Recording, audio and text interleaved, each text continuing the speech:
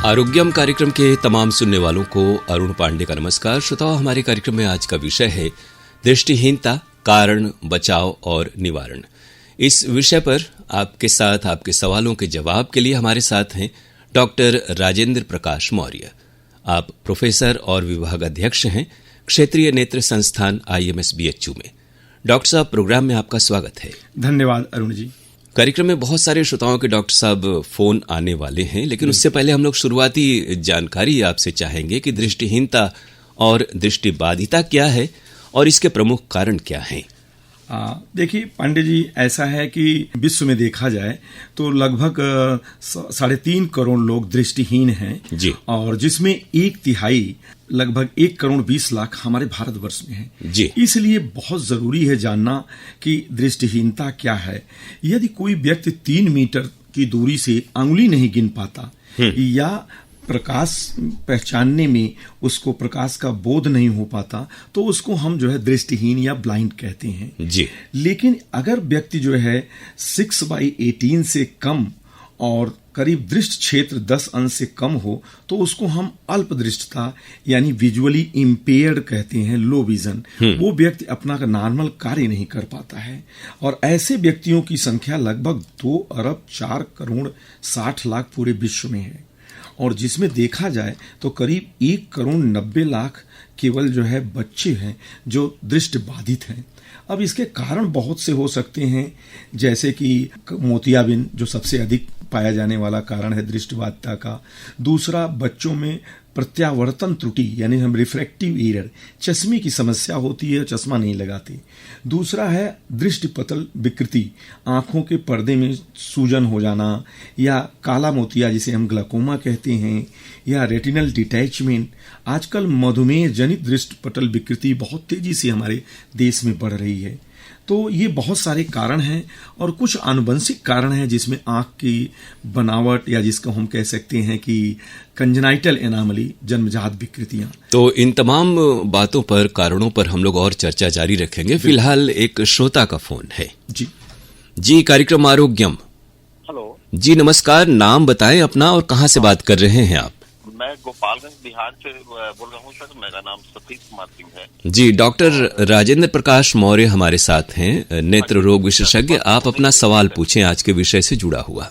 सतीश जी, बताएं क्या प्रश्न है आपके? सर, मेरे 2 बच्चे हैं जी। और ये प्रयागराज में रह के तैयारी करते हैं। अच्छी बात है। और आजकल की जो टेंडेंसी है कि सर रात में ज्यादा पढ़ते हैं। जी। और कई तरह से वो जैसे सुनने में आता है कि रात में ज्यादा पढ़ने से कई तरह की प्रॉब्लम आती है। बिल्कुल। इनके साथ सर थोड़ा सा वो हो भी रहा है, आंखें थोड़ी सी काली काली चारों तरफ हो जा रहा है। अच्छा। और कोई और प्रॉब्लम हो सकती है क्या सर?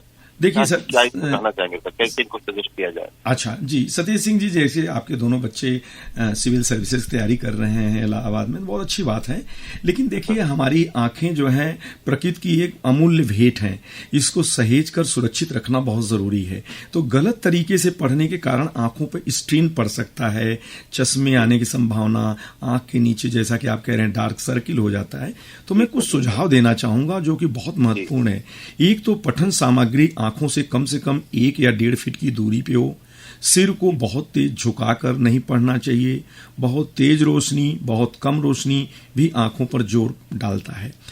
प्रकाश उचित मात्रा में हो और जो पुस्तक के पन्ने हैं वो बहुत चमकीले नहीं हो, बहुत छोटे लिखावट के अक्षर या बहुत सरसरी निगाह से पढ़ने पर, या अगर आप चलती हुई बस में, गाड़ी में पढ़ रहे हैं या लेट कर बहुत देर तक पढ़ रहे हैं तो आपको आंखों में भी और गर्दन में, मांसपेशियों में भी दिक्कत आ सकती है।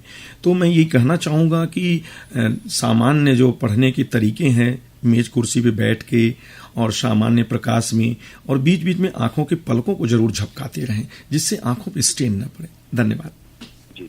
Thank you sir. जी, बहुत शुक्रिया आपने फोन किया कार्यक्रम में। एक और श्रोता का फोन है। कार्यक्रम आरोग्यम, नाम बताइए अपना।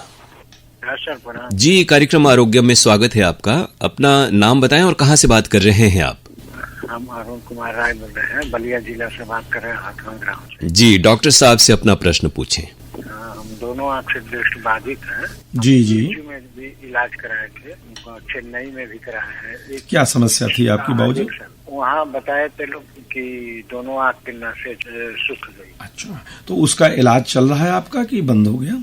नहीं, इलाज तो बंद हो गया सर। अच्छा, और कब पता चला आपको कि आपकी दृष्टिहीनता या दृष्टिबाधिता आपकी आंखों में है? कब आपने नोटिस किया? हमको मालूम हो गया 2004। अच्छा, देखिए बाबूजी, आपकी उम्र कितनी है ये भी पूछना चाहूंगा मैं, बता सकते हैं? हाँ, 59 साल हो गया। 59 साल। देखिए, संभावना तो यही है कि आपकी आंखों की नसें सूख गई हैं, जैसा कि चेन्नई के डॉक्टर ने बताया है। तो मुझे पानी आता है साहब? नहीं, पानी आना भी एक अलग समस्या है, जो कि उम्र के दराज व्यक्तियों में होता है कि आंख का जो पंपिंग मैकेनिज्म है वो कमजोर हो जाता है जब हमारी पलक की चारों तरफ की मांसपेशियां वीक होती हैं, तो उससे आंख के अंदर पूरी बात आपका पूरा उत्तर दे दें तब फिर आपका दूसरा सवाल पूछें तो ज्यादा बेहतर होगा। तो होता क्या है कि जब मांसपेशियां कमजोर होती हैं तो आंख में बनने वाला पानी नाक में नहीं जा पाता, पंप कमजोर होने की। दूसरा, आपने बताया कि आपकी नसें सूख गई हैं, तो जो संभावना है वो है आपको ग्लाकोमा, काला मोतियाबिंद हो सकता है रहा हो, और उसमें कुछ लोगों को दर्द वगैरह नहीं होता, तो व्यक्ति को पता लेट चलता है। तब तक जो है आंख की नसें सूख जाती हैं, उसमें ग्लाकोमेटस ऑप्टिक एट्रोफी बोलते हैं, तो व्यक्ति की अस्थायी रूप से रोशनी चली जाती है। अगर समय से पहले पता चलता है तो उसका हम लोग दवाओं के द्वारा इलाज करते हैं, कुछ ड्रॉप देते हैं जिससे आंख का आंतरिक दबाव कम हो जाए। तो आंतरिक दबाव जब कम होता है तो ब्लड का सर्कुलेशन बढ़ता है, ऑप्टिक नर्व का, आंख की नस का सूखने से बच जाता है। तो अब चूंकि आपको लेट पता चला होगा, वर्तमान में विभागाध्यक्ष हूं, आप आइए, प्रत्येक बुधवार को मैं आंख के पर्दे नसों की जांच करता हूं। आजकल बेहतर मशीनें आ गई हैं, ठीक है, तो एक बार मैं देख लेता हूं। जी हाँ, BHU का ही मैं विभागाध्यक्ष हूं और प्रत्येक बुधवार प्रथम तल पे रहता हूं। इन्वेस्टिगेशन वाला दिन है मेरा, आप आइए, आपका निदान वहीं पे हो पाएगा। बहुत धन्यवाद जी, बहुत शुक्रिया आपने फोन किया। अभी जैसे इससे पहले एक श्रोता डॉक्टर साहब बोल रहे थे और आपने भी कहा कि पन्ने किताबों के चमकीले न हो, लेकिन आजकल तो स्क्रीन है, टेलीविजन है, कंप्यूटर है, मोबाइल है, ये सब कुछ तो चमकीला है और सबका स्क्रीन का जो रिफ्लेक्शन है वो आंखों पर एक दबाव तो डालता है और परेशानी इसके कारण भी बढ़ रही है। अवश्य अरुण जी, आपने सही कहा, ये आजकल पिछले एक दशक से बहुत गंभीर समस्या है जिसको हम लोग कंप्यूटर विजन सिंड्रोम बोलते हैं। आज हर व्यक्ति के हाथ में कंप्यूटर है, मोबाइल है, तो एक्चुअली होता क्या है कि जब हम कंप्यूटर या मोबाइल पे काम करते हैं तो एक टक लगातार देखते हैं, जबकि सामान्य व्यक्ति को 1 मिनट में 10 बार पलकों को झपकाना चाहिए। उससे क्या होता है, हमारी कार्निया पर आंसू का एक परत बन जाता है और हमारी कार्निया नम रहती है। लेकिन जब हम एक टक देखते हैं तो आंखों में ड्राई स्पॉट बनता है, जिससे कि कंप्यूटर विजन सिंड्रोम के लक्षण शुरू हो जाते हैं। इसके लिए मैं सुझाव यही देना चाहूंगा, यदि व्यक्ति टीवी देख रहा है तो कम से कम 6 से 10 फीट की दूरी हो, और कंप्यूटर पर काम करने वाला व्यक्ति स्क्रीन को कम से कम 45 से 50 सेंटीमीटर दूर रखे, नंबर 1। नंबर 2, आंखों में चमक मॉनिटर का कम पड़े तो 20 डिग्री पे कंप्यूटर के मॉनिटर को थोड़ा झुका लेना चाहिए। तो आगे की ओर या पीछे की ओर? नहीं, आगे की तरफ, आगे की तरफ। पीछे करेंगे तो और रिफ्लेक्शन होगा।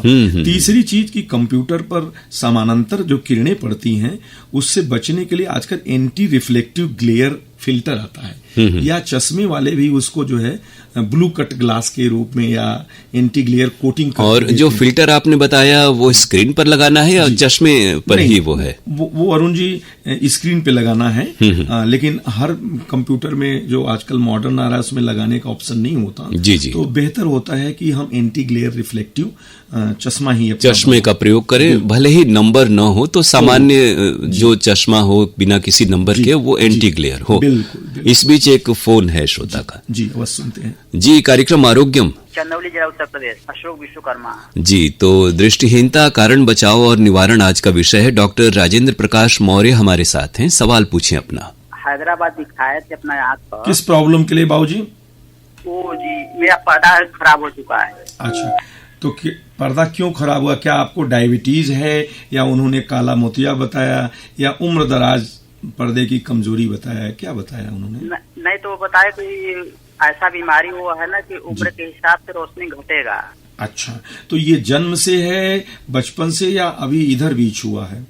नहीं तो बचपन में तो हम हाई स्कूल तक पढ़े हैं, धीरे धीरे रोशनी डाउन हुआ मेरा ना। अच्छा, देखिए ऐसा है ना, कुछ लोगों के आंख के पर्दे में एक बीमारी होती है रेटिनाइटिस पिगमेंटोसा। ये हमारी जो है जन्मजात भी हो सकता है, विकास से संबंधित होता है। जब हम बाल्यकाल में होते हैं तब से पर्दे में कमजोरी आ जाती है, तो उसका तो देखिए अभी बहुत उचित इलाज नहीं उपलब्ध हो पाया क्योंकि जेनेटिक डिजीज है। लेकिन जिनको पावर ज्यादा है, हाई मायोपिया, उनके भी पर्दे में धीरे धीरे डिजेनरेटिव चेंजेज होते हैं, जिसको हम लोग बोलते हैं पैथोलॉजिकल मायोपिया। तो पर्दे के बचपन से या उसके बाद से अगर धीरे धीरे रोशनी कम हो रही है तो इसकी संभावना ज्यादा है।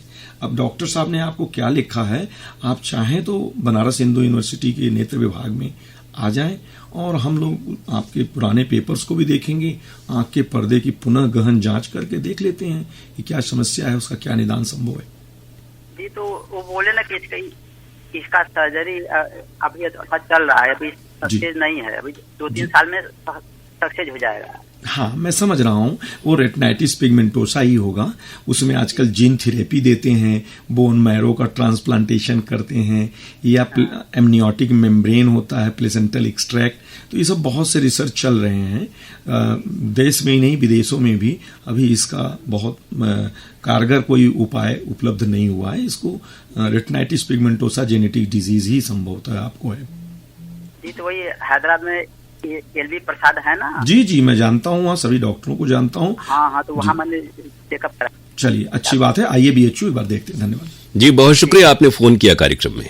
हेलो, कार्यक्रम आरोग्यम। सर जी नमस्कार, आरोग्यम में स्वागत है आपका। नाम बताएं और कहाँ से बात कर रहे हैं? सर, हम रामानंद यादव बोल रहा हूँ, जी वाराणसी से। जी, अपना प्रश्न पूछें। सर, हम पूछना चाह रहे थे कि घर में आजकल बच्चे जो है देर रात तक मोबाइल और कंप्यूटर पर ऑनलाइन पढ़ते रहते हैं। जी जी जी, तो उनकी आंखों में चश्मा लग जा रहा है और आंखों में अक्सर जब बता रहे थे ऐसे सर दर्द बना रहा है, तो सबसे हम चाह रहे थे कुछ सुझाव इसके बताएं। देखिए, ऐसा है कि अभी थोड़ी देर पहले भी एक श्रोता ने पूछा था इसी विषय पे। तो रामानंद जी, बच्चे घर में देखिए आजकल ऑनलाइन पढ़ाई करते हैं, उनको देर तक पढ़ना होता है, तो आंखों पे स्ट्रेन तो पड़ता है, पहली चीज। दूसरी चीज, पढ़ने का तौर तरीका बेहतर होना चाहिए, और अगर मोबाइल लैपटॉप ऑनलाइन पढ़ाई करते हैं तो उसमें भी प्रिकॉशन रखना है। कंप्यूटर विजन सिंड्रोम या डिजिटल आई स्ट्रेन इसको बेहतर बोलते हैं। तो आंखों पे, मोबाइल पे पढ़ाई करते समय बीच बीच में आंखों को ब्रेक देना चाहिए, पढ़ने से रुकना चाहिए। हाँ, और दूसरी चीज की आंख की पलकों को रेगुलर नियमित झपकाते रहें, चश्मे की जांच नियमित कराते रहें, और चश्मा जो है आपका इलेक्ट्रोमैग्नेटिक रे से बचने के लिए एंटी ग्लेयर कोटेड हो। बहुत शुक्रिया, आपने फोन किया। तमाम हमारे श्रोता डॉक्टर साहब दृष्टिबाधिता और दृष्टिहीनता के बारे में सवाल पूछ रहे हैं, लेकिन इसके कारण क्या होते हैं, अगर संक्षेप में हम जानना चाहें कि ये समस्याएं होती क्यों हैं? जी, देखिए ऐसा है कि अभी अरुण जी उन्होंने डिस्कस किया कि दृष्टिबाधिता, दृष्टिहीनता के बहुत से कारण हैं। उसको हम दो तरह से विभाजित कर सकते हैं। जी। एक तो होता है असाध्य दृष्टिहीनता या दृष्टिबाधिता, जो कंजेनाइटल एनामली है। और ये क्या, हाँ जी, वही ये जन्मजात है, मतलब जी जन्मजात होता है। ये क्रोमोसोम में कुछ गड़बड़ी हो जाए, माँ के पेट में बच्चा हो तो उस समय दवाइयों के असर से, एक्सरे के प्रभाव से, या जो विकिरण हमारे वातावरण में अल्ट्रावायलेट रेज हैं, तो कुछ चीजों कुपोषणता है, तो इनके कारण जन्मजात विकृतियां, इवन जन्मजात मोतियाबिंद भी हो जाता है। दूसरी चीजें हैं कि एक्वायर्ड डिजीज, जो जन्म के उपरांत होता है, उसमें सबसे प्रमुख कारण है कि आंखों में चोट लगने के कारण भी दृष्टिहीनता हो जाती है। जैसे आंख में किसी वस्तु से चोट लग जाए, या चुनना चला जाए, कोई केमिकल इंजरी हो जाए, या मान लीजिए कि अल्ट्रावायलेट रेज का एक्सपोजर, वेल्डिंग कर रहे हों कारखाने में, तो इन सब जगहों पे भी आंखों में चोटिल होता है। या किसी व्यक्ति को डायबिटीज है, अगर वो कंट्रोल में नहीं है तो मधुमेह जनित दृष्टिपटल विकृति भी हो जाएगी जो है। तो या उम्र दराज मैकुलर क्षरण, जिसको हम लोग बोलते हैं एज रिलेटेड मैकुलर डिजेनरेशन। तो इस तरह से बहुत लंबी लिस्ट है एक्वायर्ड जन्म के उपरांत होने वाली दृष्टिबाधिता। जी, सबसे प्रमुख बात यह है कि जैसे ही इस तरह की कोई समस्या आए, लक्षण दिखें, तो तुरंत विशेषज्ञ से संपर्क करना चाहिए। इस बीच एक श्रोता का फोन है। हेलो जी, कार्यक्रम आरोग्य में स्वागत है आपका। जी, गुड मॉर्निंग सर। जी नमस्कार, नाम बताएं अपना। मैं दीपक कुमार श्रीवास्तव, बनारस से। जी, प्रश्न पूछें अपना। ये लो विजन क्या होता है? और क्यों होता है और इसका इलाज क्या है? देखिए दीपक श्रीवास्तव जी, मैं डायबिटिक हूँ। अच्छा, आप डायबिटिक भी हैं, ठीक है। देखिए दीपक जी, ऐसा है कि हमारे आजकल जो विजुअल इम्पेयरमेंट जिसको आप पूछना चाह रहे हैं, अल्प दृष्टता, ये लो विजन है। इसमें व्यक्ति की जो देखने की क्षमता होती है ये 6/18 से कम और प्रकाश बोध का होना, लाइट परसेप्शन तक ही सीमित हो तो उसको हम लोग लो विजन बोलते हैं। और ये लो विजन में व्यक्ति अपना रूटीन कार्य नहीं कर पाता है और उसके बहुत से कारण होते हैं, जो कि जैसा कि अभी थोड़ी देर पहले भी हमने इस पे जिक्र किया था किसी श्रोता के प्रश्न पे, कि मोतियाबिंद हुआ या काला मोतियाबिंद, समलबाई, एज रिलेटेड मैकुलर डिजेनरेशन, पर्दे की विकृति और आंख के अंदर चोट, ये सब बहुत सारे कारण हैं जिसमें लो विजन हो जाता है। और इसका इलाज बहुत ज़रूरी है, क्योंकि व्यक्ति का काम नहीं होता तो उनको लो विजन डिवाइसेस, आजकल दृष्टि संबंधित यंत्र होते हैं, मैग्नीफायर, उसका प्रयोग करते हैं। और फील्ड एक्सपेंडर डिवाइस भी होता है जिससे क्षेत्र विस्तारक, मतलब उससे कि देखने का दायरा बदल जाता है। तो इन सब चीज़ों की उपयोग करना पड़ता है। हाई मायोपिया के बच्चों में भी, जिनको बहुत मोटा चश्मा लगता है 12, 14, 15, तो उनका भी देखने का दायरा सीमित हो जाता है, तो उनको भी लो विजन एड्स का प्रयोग करना पड़ता है। Thank you sir. इससे जुड़ा एक और प्रश्न पूछ सकता हूँ? बिल्कुल बिल्कुल दीपक जी, पूछिए। मेरा प्रश्न ये सर कि जैसे डायबिटिक पेशेंट को नियर विजन ज्यादा होता है और दूर का अच्छा होता है, जी जी जी, तो इसमें क्या प्रिकॉशन लेना चाहिए? देखिए ऐसा है दीपक जी, आपने अपना अनुभव बताया कि डायबिटिक पेशेंट में नज़दीक की दिक्कत होती है, दूर का ठीक होता है, ये आपके साथ है। ऐसा नहीं है, क्योंकि जब डायबिटीज शुरू में होता है और अनकंट्रोल, तो उसमें प्रेस बायोपिया, जो हमें उम्र के हिसाब से चश्मा आ जाता है, डायबिटिक पेशेंट में थोड़ा पहले आ जाता है। और दूसरी चीज की मधुमेह या डायबिटीज के मरीजों में चश्मे का नंबर बहुत जल्दी बदलता है। अगर ब्लड शुगर कंट्रोल है तो पावर अलग होगा, ब्लड शुगर नहीं कंट्रोल है तो पावर चेंज हो जाता है। तीसरी चीज की दूर का अभी आपको अच्छा दिख रहा है, लेकिन बहुत से डायबिटिक मरीजों में दूर की भी दृष्टि जो है खराब हो जाती है। अगर उनको मधुमेह जनित दृष्टिपटल विकृति हो, रेटिना में हैमरेज हो, रेटिनल डिटैचमेंट हो, या मैकुला में कोई सूजन आ जाए, जो कि पर्दे का सबसे नाजुक हिस्सा होता है, तो दूर और नज़दीक दोनों की रोशनी प्रभावित होती है। लेकिन ऐसे व्यक्तियों को मैं गुजारिश करूंगा कि वो एक तो अपने डायबिटीज का बहुत प्रभावी तरीके से कंट्रोल रखें, चाहे डाइट के द्वारा, दवाओं के द्वारा, और नियमित अपने पर्दे की जांच नेत्र विशेषज्ञ से कराएं। हम लोग पर्दे की जांच करते हैं, फंडस फोटोग्राफी लेते हैं, OCT नाम की एक मशीन से जांच करते हैं कि पर्दे में सूजन है कि नहीं। उसके लिए दवाएं भी दी जाती हैं और ज़रूरत पड़ने पे आंख में इंजेक्शन भी लगाना पड़ता है। तो नियमित जांच बहुत ज़रूरी है, ब्लड शुगर का नियंत्रण बहुत ज़रूरी है। धन्यवाद जी, बहुत शुक्रिया आपने कार्यक्रम में फोन किया। जानकारी दी सर, जो हमारे लिए बहुत उपयुक्त है पर्सनली, और मैं इसको बिल्कुल ध्यान दूंगा। थैंक यू जी, बहुत शुक्रिया। डॉक्टर साहब, बहुत सारे श्रोता भी पूछ रहे हैं, और जैसे हमारे यहाँ बहुत सारे पर्व त्योहार हैं, आयोजन है, शादी विवाह है, हर अवसर पर पटाखों का छोड़ा जाना, और जिसमें बहुत तेज आवाज भी होती है, बहुत सारी तुरंत धुएं जैसी स्थिति बन जाती है, आसपास छोटे बच्चे होते हैं, तो ये जो हमारी परंपराएं हैं, इनमें इन चीजों का समावेश है, और कई सारी दुर्घटनाएं भी अचानक से हो जाती हैं। तो इन चीजों से बचने के लिए त्वरित तुरंत पहले से और उसके बाद क्या सावधानी या कदम उठाए जाने चाहिए? जी देखिए अरुण जी, ऐसा है कि आपने बहुत अच्छा प्रश्न किया है, जो कि जनमानस को भी मेरे उत्तर से, सुझाव से लाभ मिलेगा। जी, एक तो हमारे आंखों में जो चोट लगता है वो दृष्टिहीनता का, ब्लाइंडनेस का बहुत प्रमुख कारण है। और मैं आपको बताऊं कि आंखों का चोट जो है 90% रोकथाम के योग्य है, प्रिवेंटेबल ब्लाइंडनेस है, जिसको हम सावधानी बरत कर बचा सकते हैं।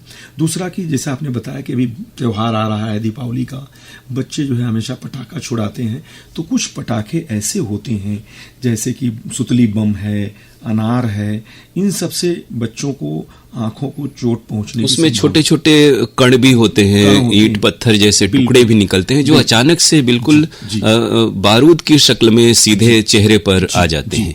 तो देखा गया है कि जो उसमें गंधक है और जो कांच के टुकड़े सब मिलाए रहते हैं तो वो आंख में एक तो बर्न करता है, जलाता है, दूसरा जो तेज आवाज वाले पटाखे हैं अगर वो आंख के पास भी फट जाए तो आंख का पर्दा अपनी जगह से घिसक सकता है, नेत्र गोलक फट जाता है। तो इससे बचना ये है कि बच्चों को हानिकारक पटाखे तो पहले देना, सरकार भी जो है ऐसे पटाखों पर बैन लगाए, रोक लगाए, और आतिशबाजी हमेशा दूर से करनी चाहिए।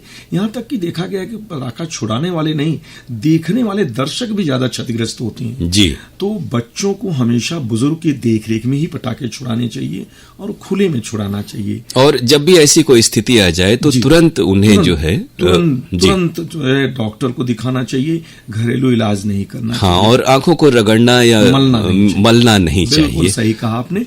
और जो आपने दूसरा कहा कि आजकल बहुत सारे चोट अन्य कारणों से, मैं तो कहूंगा कि हमारे देश में जो रोड एक्सीडेंट है या कार्य करते समय ऊंचाई से गिर जाने से भी शरीर में, आंख में, सर में और चेहरे पे चोट गंभीर आती है, तो उससे बचना बहुत जरूरी है। दो पहिया वाहन चलाते समय हेलमेट का प्रयोग करें, अच्छी गुणवत्ता के धूप निरोधी अल्ट्रावायलेट प्रोटेक्टिव ग्लास का प्रयोग करें, रात्रि में कोशिश करें वाहन न चलाएं, शराब पीकर नशे की हालत में भी वाहन न चलाएं, और कोशिश यही करें कि चार पहिया पे अगर ड्राइविंग कर रहे हैं तो बेल्ट लगाएं, छोटे बच्चों को कोई नुकीले खिलौने ना दें, और सुरती खैनी बनाने वाले जो चूना प्रयोग किया जाता है, इसके ट्यूब आजकल प्लास्टिक में आ गए, इसको बच्चों से बहुत दूर रखें, क्योंकि मैंने देखा है कि आंख में चूना चला जाए तो कोई भी इलाज संभव नहीं है कि आंख को बचा सके। और कल कारखाने में काम करते समय श्रमिकों को भी नेत्र सुरक्षा की जानकारी और नेत्र सुरक्षा के उपाय उपलब्ध कराना बहुत जरूरी है। जी, इस बीच एक श्रोता का फोन है।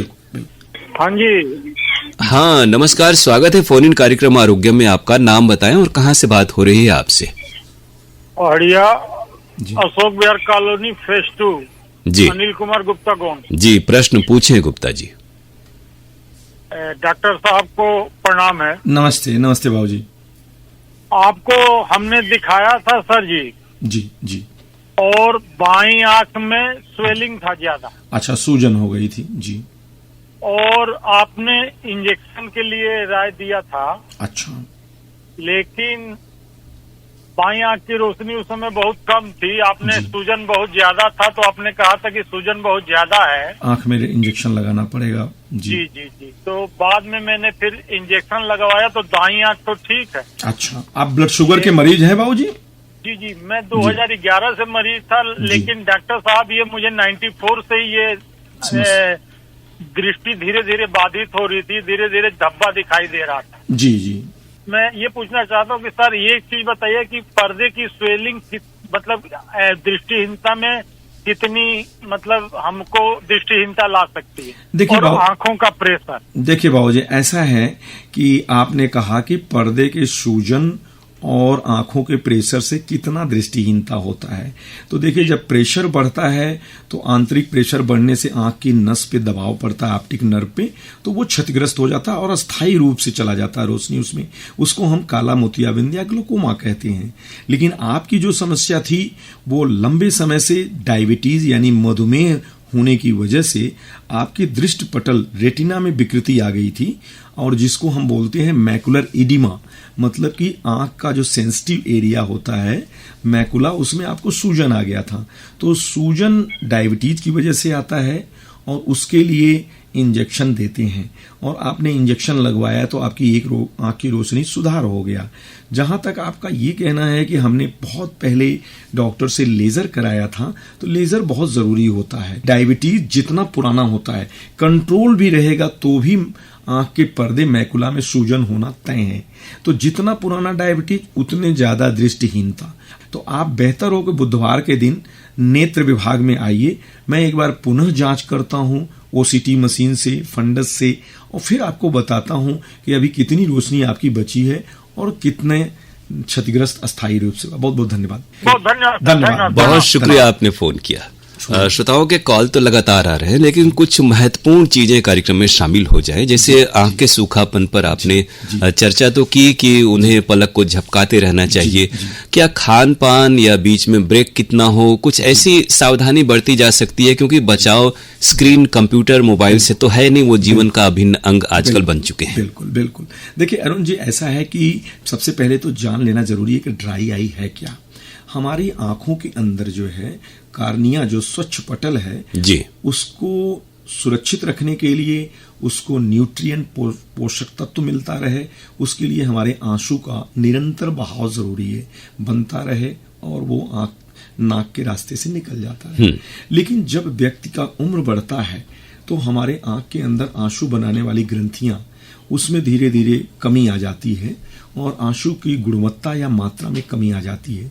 दूसरा, बहुत सारी बीमारियां हैं, जैसे जोड़ों का दर्द है और गठिया बीमारी है, थायराइड की प्रॉब्लम है, और देखा गया कि महिलाओं में जो 50 साल की उम्र की अधिक होती हैं, पोस्ट मेनोपॉजल हार्मोन की कमी की वजह से भी ड्राई आई हो जाता है। तो ऐसे में आंखों की जांच करते हैं हम लोग, सर्मर टेस्ट, दवाएं देते हैं, लुब्रिकेंट ड्रॉप देते हैं। जी बिल्कुल। और आजकल जैसे कि कुछ योगासन वगैरह का भी समावेश हो, तो क्या इस तरह के उपाय या खान पान अपनाए जा सकते हैं? तो देखिए, ड्राई आई से बचने के लिए मैं बहुत संक्षेप में बहुत सारी चीजें बताना चाहूंगा।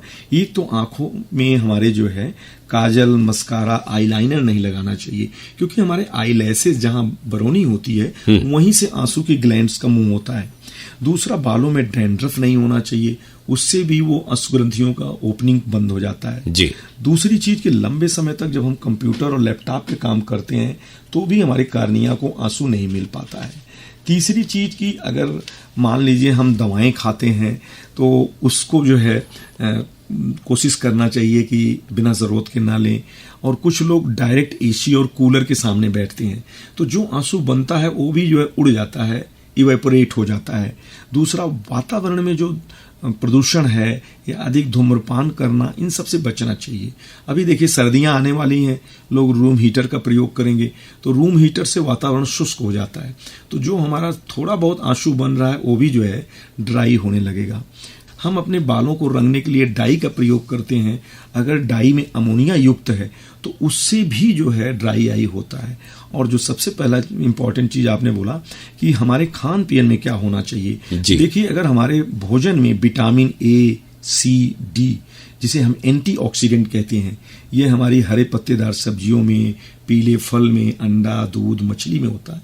अगर इसका हम प्रचुर मात्रा में प्रयोग करें तो ड्राई आई से बच सकते हैं। दूसरा, ओमेगा फैटी एसिड जो है हमारे आंखों के अंदर आंसू को बढ़ाता है, तो ओमेगा फैटी एसिड के लिए अलसी यानी तीसी का लड्डू ये सब खाएं, अखरोट खाएं, और मछली में भी ओमेगा फैटी एसिड होता है। बिल्कुल। और जैसे आप IMS BHU में हैं और सरकार भी बहुत सारे खास दिवस मनाए जाते हैं हमारे देश में, पूरी दुनिया में भी, तो ऐसे कोई खास अभियान नेत्र सुरक्षा, दृष्टिबाधिता, इन विषयों पर चलाए जा रहे हों तो उनके बारे में भी जागरूकता जरूरी है हमारे श्रोताओं और समाज में। देखिए सर, अरुण जी, ऐसा है कि हमारे राष्ट्रीय स्तर पर दृष्टिहीनता निवारण के लिए नेशनल ब्लाइंडनेस प्रिवेंटिव कंट्रोल एक सेक्शन है जी, तो उसकी तरफ से हमेशा निर्देश आता रहता है कि हम लोग ग्लाकोमा अवेयरनेस वीक मनाते हैं, जैसे कि अगस्त में आ गया।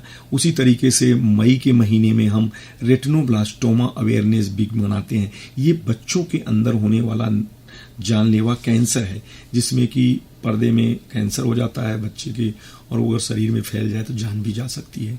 तो इस तरह से बहुत सारे कार्यक्रम हैं जो गवर्नमेंट की तरफ से मनाए जाते हैं। तो आज हमारे कार्यक्रम में आप आए और तमाम विषयों पर बहुत ही महत्वपूर्ण जानकारी दी। उम्मीद है श्रोता इसका लाभ उठाएंगे और जागरूकता कार्यक्रम के जरिए भी समाज में श्रोताओं में फैलेगी। डॉक्टर राजेंद्र प्रकाश मौर्य जी, आप प्रोफेसर और विभाग अध्यक्ष हैं क्षेत्रीय नेत्र संस्थान IMS BHU में। आप हमारे कार्यक्रम में आए, बहुत शुक्रिया, धन्यवाद आपका, नमस्कार। धन्यवाद अरुण जी, आपको मुझे आमंत्रित करने के लिए और जनता तक मेरी बातों को पहुंचाने के लिए बहुत बहुत धन्यवाद। श्रोताओं, अगले कार्यक्रम में एक नए विशेषज्ञ और नए विषय के साथ हम आपसे फिर मुखातिब होंगे। तब तक के लिए अरुण पांडे को इजाजत दीजिए और सुनते रहिए फोन इन कार्यक्रम आरोग्यम और आकाशवाणी वाराणसी। नमस्कार।